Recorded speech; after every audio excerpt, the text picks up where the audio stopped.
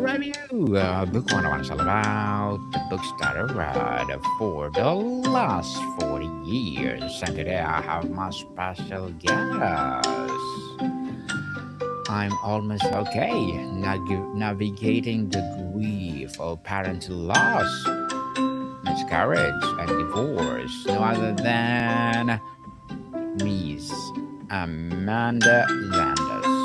Hi. Welcome, Miss Amanda. Book 101 review. And can you please introduce more about yourself that I Uh, missed? sure. Thank you. My name is Amanda Landis, and I just recently published my first book, which is entitled I'm Almost Okay, Navigating the Grief of Parental Loss, Miscarriage, and Divorce. I'm a psychologist. And so the book really focuses on my personal and professional perspectives on navigating grief. And thank you so much for sharing your book to the world. Thank you, Miss Amanda. Is it Thanks. available where books are sold? Yeah, it's currently out on Amazon in ebook, hard copy, and paperback. Congratulations. So, Thank you.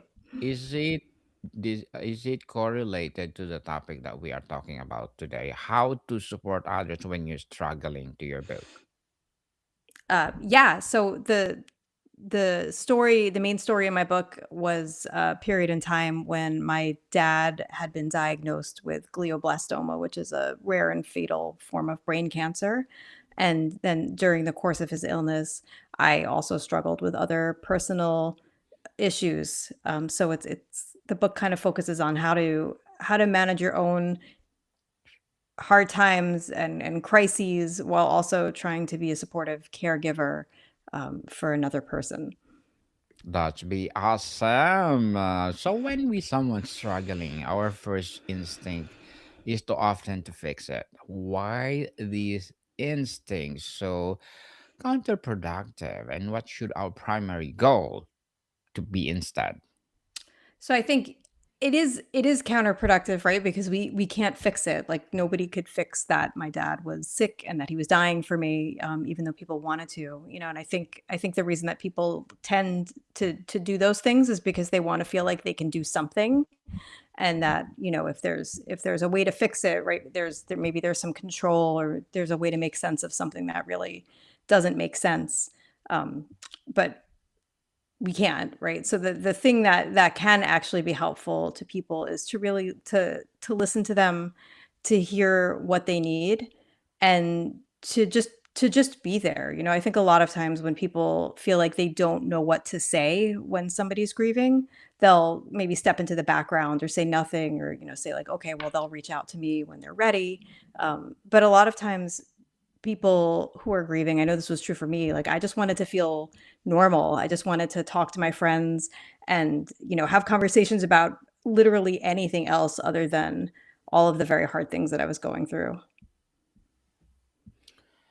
Miss Amanda, Yes. you've said support is more about presence than performance. What does being fully present for a struggling person look like and feel like, especially when you feel helpless? I think it looks like showing up for them.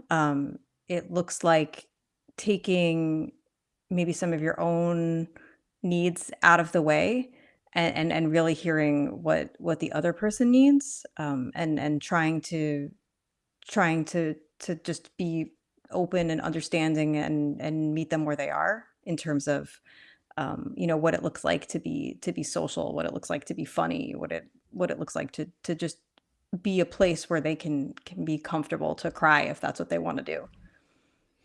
Is there a specific chapter of I'm almost okay that you talk about how to support others when they are struggling?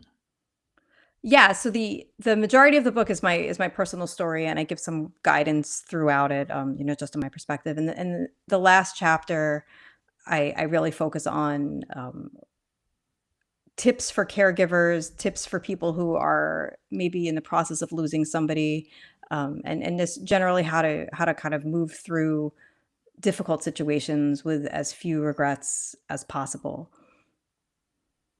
A few regrets. A helpful metaphor is that a supporter's role is to hold a container for someone's pain. What are the essential qualities like steadiness, no judgment, boundaries that make a container safe and strong?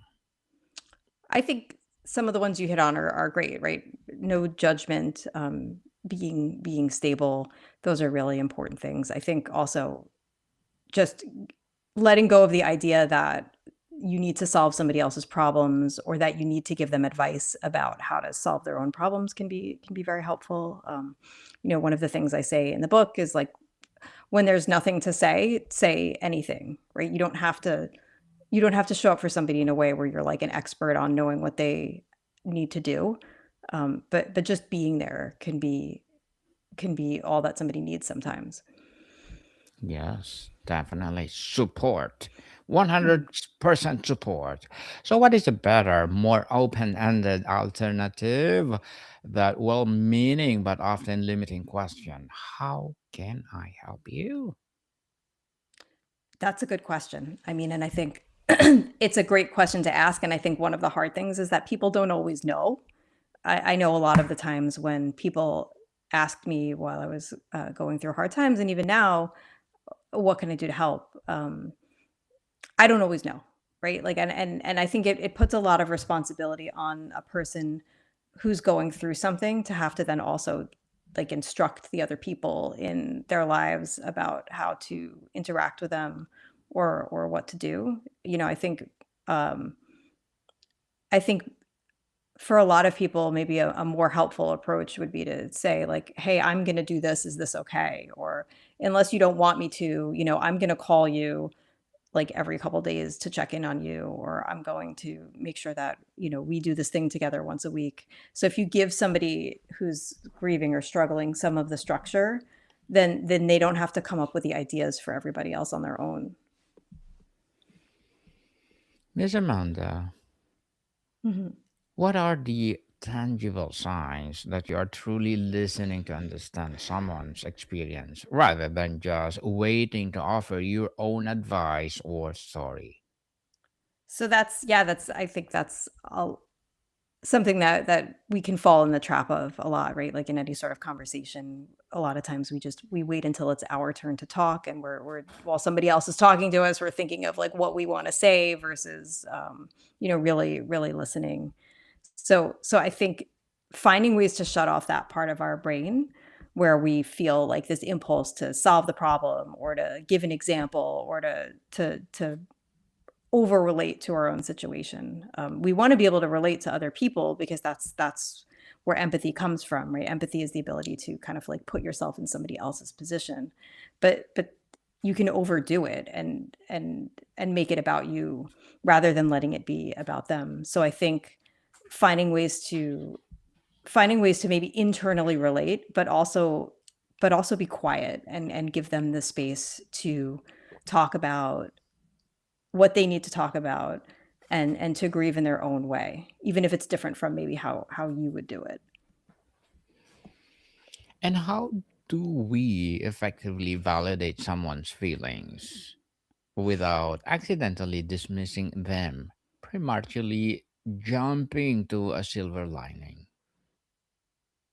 Right. Yeah, I think that's another really challenging thing, right? Because if we love somebody or we care about them, we want to let them know that things are okay, and say like, oh, well, look at all of these positive things, look at all of these good things going on. But in doing so, you do minimize the hard situation that's happening. So I think allowing people to be sad when they're sad and not feeling like you need to fix it or feeling like you need to problem solve, but being able to agree with somebody and say, yeah, that sucks. That's really hard that this is happening right now. And and leave it at that, right? Without jumping to the, but it's gonna be okay and you're gonna be fine and you'll figure it out, right? Just being able to say, like, yeah, you're going through something hard and it's okay to feel bad about it. Yes, and let's talk about the power of end. How can we acknowledge the full truth of a situation, the pain and the person's strength, the despair and known resource without the but that negates the first half. So how do we acknowledge the pain Yes. without jumping to the other conclusions, right? I think um it's giving people that space again. It's being able to um hear their pain and be a shoulder to cry on, be comforting in some way without that idea of like I have to fix this or I need to it's my responsibility to give somebody a solution to something that maybe doesn't have one. There's a lot of problems in life that we can't fix and we kind of just have to we have to get through them and get to the other side. And there isn't like a there isn't a shortcut. Miss Amanda, beyond just listening, what are some specific non-obvious practical offers of support that can truly alleviate pressure during crisis? Yeah, I mean during crisis it's that's that's a challenge and I think it really is individual to each person and it really takes knowing the people in your life to be able to figure out what they need in crisis. So knowing somebody well, hearing them, um, and maybe having a toolkit that you can apply to say like, okay, like in a crisis situation, I know that the thing that I'm good at is feeding people or making phone calls and relying on your own strengths to help support somebody else. Finding the places where you can say like I'm going to step up and maybe help take a little bit of control or alleviate some of the pressure or the stress for this person, um, in a supportive way without saying, oh, here's what you should do or here's how to solve this problem or here's how you should think about it. Miss Amanda, I'm almost okay. What chapter or which chapter you are proud the most? So I'm pretty proud of the whole book. I'm certainly proud of the end where I'm able to kind of pull from my own personal experiences and give people some guidance about how to navigate their own situations. I think the part that was the hardest for me to write about, and I guess I would be the most proud of for actually getting through it and doing it, is where I chronicle what it was like to be with my dad as he got sicker and ultimately pass away, and what it was like to be with him during his last, like couple hours before he passed away. It was very hard to write, and I am proud of myself for being able to to do that and to put it out into the world. Yes, and we are proud of you because you share to the world, Miss Amanda. Thanks. Thank you for sharing to the world. How can we ensure our own past experience or anxieties don't color the support we offer, projecting our solution onto their unique struggle? That's a really great question, and I think it's something that is a challenge for most people. We are colored by our past experiences, and I think it can be really easy to develop like negative worldviews and become cynical because of the hard things that we've gone through, or use the negative events that we've experienced to kind of confirm that the world is an unkind place and that life is unfair. I think that the challenge is to be able to pull the lessons from it and to be able to say, okay, this terrible thing happened, but because of it, this other good piece happened. For example, I lost my dad. It was an extremely hard situation. Brain cancer is a devastating thing to have to experience. As a result of that experience, I became very close with my stepmother and my little sister, and I'm extremely grateful for that relationship, even though it came out of something that was very very unpleasant for all of us. I'm glad that I have that, and so that is something positive that I've taken away from that experience. Miss Amanda, as an Debbie Water, what are your short term and long term goals? I'm a practicing psychologist, I guess, and so My goals are really to be able to help people. I would like people to learn ways to be more positive in their own lives and to look for the gratitude that we can use to get through hard situations. Long term, it's kind of the same, right? I want to keep being able to do what I'm doing. I'd like to be able to be, be a support for people who are going through something, who are struggling.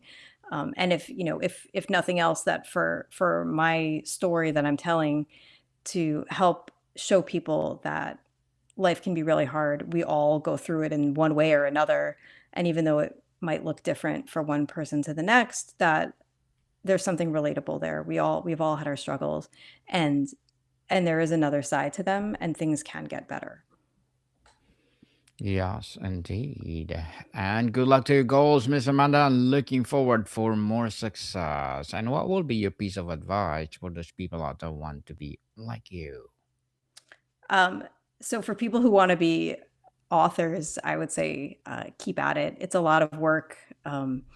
There are ways to do it now that are amazing and much more accessible. I'm self-published, and there are huge communities of people that can help you do that. For people who want to be psychologists, it's a lot of school, it's a lot of work, and if it's something that you're passionate about, though, it's worth persevering through.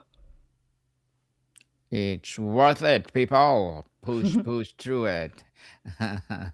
And thank you for that advice, Miss Sure. Amanda. Thank you, thank you. And can you please recommend a book or books that influenced your journey? Yeah, so I've always been really interested in memoir style books. People used to joke that I was really nosy because I wanted to read about people's lives. I wanted to learn about them and understand them.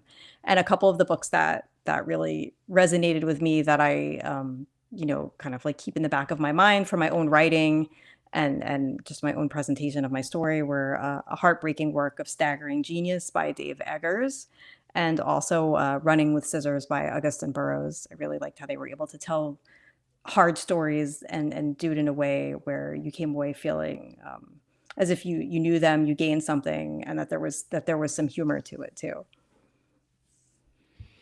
Yes, and thank you for the recommended Mhm. book, Miss Amanda. And in the age of digital connection, what are the most meaningful ways to offer genuine support where you can be there in person? So I think text messaging is great. There were a lot of instances where it was too hard for me to even have a phone conversation with close friends or see anybody in person when I was in the midst of, coping with a miscarriage, coping with my dad's illness and his death. And so text messaging felt like, for me, it felt like a really safe way to stay connected to people. There was enough of a distance where I still felt like I had my privacy, but also I knew that people were there if I needed them. So I would say text messaging is great. Connecting with people on social media, Zoom calls. It really depends on the person and the relationship and what they're looking for. But I think what's great about the world today is that there are so many ways to connect, and we can kind of pick and choose what feels right depending on the situation and the moment. Yes, indeed. And let's talk about the supporter's journey and impact. From your own experience, what was the most difficult lesson you learned about what not to do when trying to support someone in crisis? So one of the things that I would caution people against, and that I hope I don't fall into the same pattern again, is this idea of that I needed to stuff my own feelings aside, and that I needed to be really strong for the people around me, as if acknowledging that my dad was dying to my dad would have, like, pulled the curtain away and revealed something that he didn't know. He knew he was dying. We all knew what was going on, but all of us as caregivers, we were trying to be positive because that's what he needed, and for the most part, it was. But he also needed to be able to have conversations and get closure on his life and be able to communicate things that were important to him to say to us. And my tendency at the time was to kind of, brush it off or minimize it and say, no, no, you're gonna be around forever. We're gonna figure this out. Because I thought that that was what was going to make him feel better. And in retrospect, I don't think it was. So I think it's finding that balance of being positive, being supportive, and but also being honest and giving people the space to say what they need to say, even if it makes you a little bit uncomfortable, which it definitely did for me. Yes, finding the balance indeed. And Miss Amanda, what does a supporter need to hear to feel validated on their own effort, even when they feel they are failing or have no more to give? Yeah. Which happens a lot, and it's a complicated situation. And I think the thing that caregivers need is their own support network and their own place to unload what they're going through, and to be able to do it in a way that they don't feel guilty, or like that they're taking something away from, the sick person or the person who's in crisis. Because it is really hard to be a caregiver, and it is really hard to watch somebody that you love die. And even if you're not the person experiencing the physical pain of that, and grappling with like losing your own life, you're still grappling with losing a lot. And it's okay, and it's okay to be upset about that, and it's okay to find people who are able to listen to you, and recognize that it's not selfish to have complicated feelings about being somebody else's caretaker. Yes, it's not selfish, people. And how does cultivating this skill of supportive presence not only help the individual in crisis, but transform the health of our families, workplaces, and communities? It's all about building the networks and the support. And so within my family, being able to rely on my stepmom and my little sister, and be close in that way, allowed me to create the kind of community that I know that my dad would be proud of. I know that he's if he's looking down at us, that he is happy to see that we have formed this bond, and that we've connected, and that the tragedy and the grief didn't just completely tear everybody apart, that we were able to figure out how to support one another and navigate what life would look like after he was gone. Yes, indeed. And before we wrap up our discussion today, Miss Amanda, I'm inviting you to please do listen to my other podcast, people. My other podcast, because my abstract essay is already in fifth season, abstract poetry in second season, and my book 101 review in fifth season too, comedy 101 in third season, and my food 101 in fifth season as well, geography 101, love letters, movie 101 review, music 101 on fourth season, Science 101, Sex 101 in second season, and my baby podcast, Law 101, Mental Health 101, and Bible Verses 101. Please listen to them wherever you listen your podcast. So, Miss Amanda, to close with the actionable hope, what is one of a simple shift in language, mindset, or action that anyone can make tomorrow to become more effective, compassionate support for the people in their life? I think the thing that has really helped me in the everyday, and can be a very small change and shift in perspective, is being able to find the moments of gratitude and find the things that are good, even when life feels really hard, and even when everything seems like it's just like a whirlwind of disaster. Of being able to say, today was a really hard day, but it was beautiful outside today, and I'm grateful for that. Or, I got to have this one phone conversation that felt all right. And so it's finding the little moments, and being able to pull from them in order to be more positive, and be more aware of that there is good in the world, even if very hard things are also happening.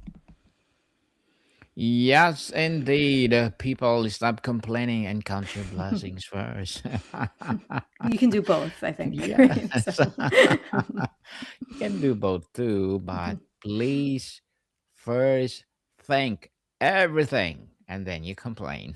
I think that's the good karma. Thank first and then you complain. but That's it's fair. Yeah. better.